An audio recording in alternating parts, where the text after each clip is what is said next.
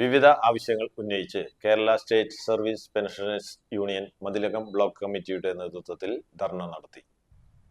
PFRDA നിയമം പിൻവലിച്ച് statutory pension പുനഃസ്ഥാപിക്കുക, pension പരിഷ്കരണ നടപടികൾ ആരംഭിക്കുക, മെഡിസെപ് പദ്ധതിയിലെ അപാകതകൾ പരിഹരിക്കുക തുടങ്ങിയ ആവശ്യങ്ങൾ ഉന്നയിച്ചായിരുന്നു ധർണ. പെരിഞ്ഞനം സെന്ററിൽ നടന്ന ധർണ പെരിഞ്ഞനം ഗ്രാമപഞ്ചായത്ത് പ്രസിഡന്റ് വിനീത മോഹൻദാസ് ഉദ്ഘാടനം ചെയ്തു. KSSUP block committee president CK Shankhu അധ്യക്ഷത വഹിച്ചു. ജില്ലാ കമ്മിറ്റി അംഗം ആന്റണി ജോസഫ് മുഖ്യപ്രഭാഷണം നടത്തി. ബ്ലോക്ക് കമ്മിറ്റി ഭാരവാഹികളായ KU Subrahmanyan, A Pavizham, VK Ashokan, TC Kaladharan, MD Santhosh, TN Ajayakumar, Vijayalakshmi തുടങ്ങിയവർ സംസാരിച്ചു.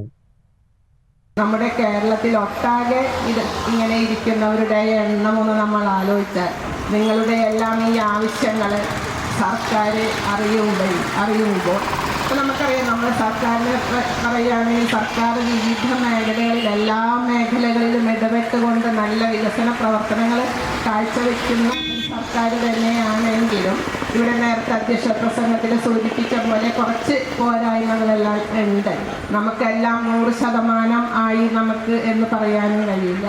അതിന് ഒരു ഇതുണ്ട്. നമുക്കറിയില്ലേ, കേന്ദ്ര സർക്കാരിൻ്റെ തെറ്റായ നയങ്ങൾ അല്ലേ, നമുക്കറിയാം കേരളത്തിന് കൊടുക്കാനുള്ള വിഹിതം വെട്ടിക്കുറച്ചുകൊണ്ടും അല്ലേ, അങ്ങനെയൊക്കെ ആകുമ്പോൾ നമ്മുടെ സർക്കാരിനും ഒരു സാമ്പത്തിക ഞെരുക്കം ഉള്ളതിൻ്റെ പേരിലായിരിക്കാം ഇങ്ങനെ കുറേശ്ശെ പിടിച്ചുകൊണ്ട് പ്രവർത്തിക്കുന്നു എന്ന് തോന്നുന്നു.